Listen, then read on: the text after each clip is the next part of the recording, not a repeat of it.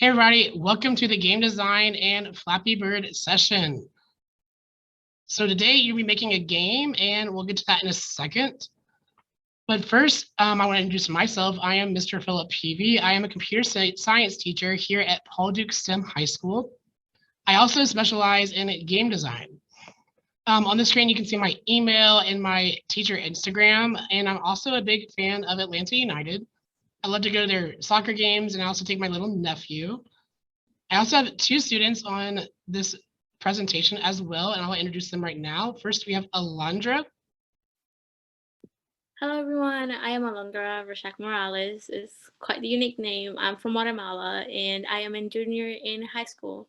I'm a computer science student and I am passionate about technology. I've won an honorable mention in the Georgia Aspirations in Computing. Next, we have Jose. Hello, my name is Jose Hernandez Núñez. I'm at 10th grade at high school, Paul Duke. I also got in ninth place at Georgia DSA state competition. I placed in the top 100 for year skate competition, and I'm from El Salvador. And next we work on Mr. Peavy. Thank you. So we have some impressive students on this presentation. They know a lot about computer science and have done a lot about coding and cybersecurity. So first, before we get into anything, why learn about computer science and getting a job in computer science? It is one of the fastest growing jobs and it requires technology.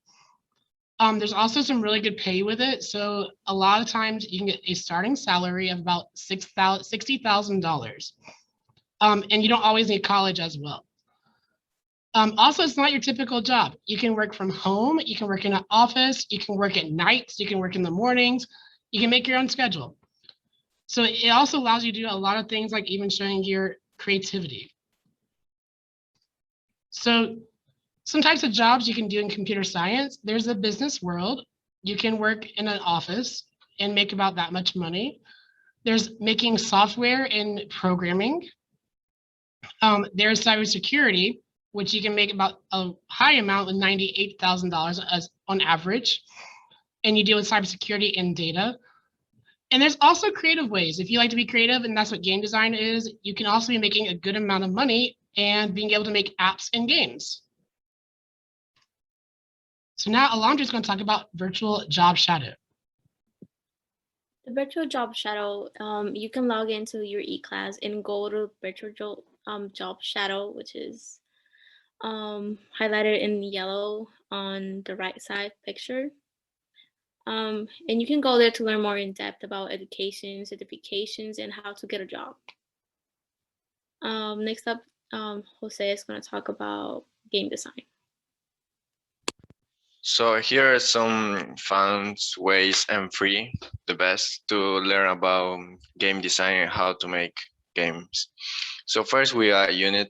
Unit is one of the best ones, I guess, programs to make games in 3D, 2D, and it's easier to learn. And so yes. Next we got Scratch. Scratch is a program that you can make games 2D. And Point Art is another one that you can also make games in 2D.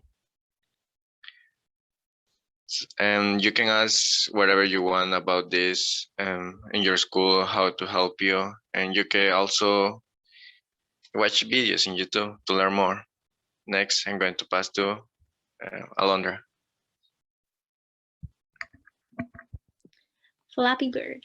Learn how to make your own Flappy Bird game. Try to make it unique to you. Go try it out in other games if you finish. Here's the link where you can go to the Flappy game. Okay, so here we have to read the instructions of what they're asking us to do. Then you can click OK for it to go away. And you can click on the book looking thing to have instructions read out loud. You can click play to hear Attach the a block to instructions. the win. Click block, then press run. Click or tap the screen to move Flappy to the target.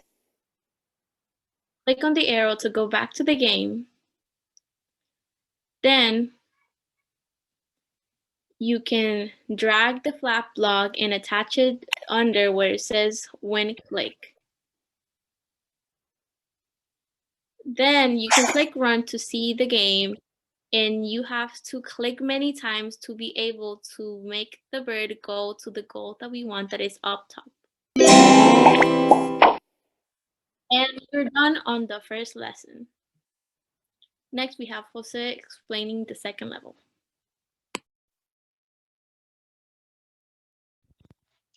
So first, we're going to read the instructions that we're going to use. We had to attach from the right panel the end game to the when it hit the ground.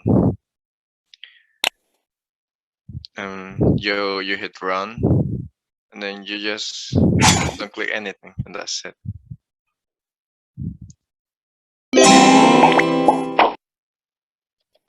Continue.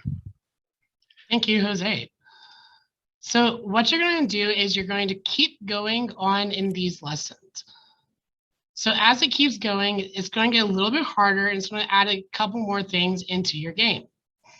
So go through number 3, 4, 5, 6, 7, 8, 9, and 10. And it might seem like a lot, but it's actually not too much. And once you get to the end, this is where the fun begins, where you're actually able to make your own Flappy Bird game. You can change the scenes, set the speed. If you want to change the player, you can add that out, and I can make it into a spaceship and have it going through a sci-fi scene. And so you're able to really play around and have some fun. And just keep playing if you like to keep doing that. If you finish, you also can share your game with other people by sharing this link. And if you finish early and you want to learn more about coding, there's a bunch of games out there on code.org. So with all that being said, try it out. If you need anything else, ask for help. You can ask a teacher. You can contact me. There's my email on the screen. And honestly, just go ahead and be the next game maker. Also, thank you to our other presenters, Alondra and Jose. And have a great day, everybody.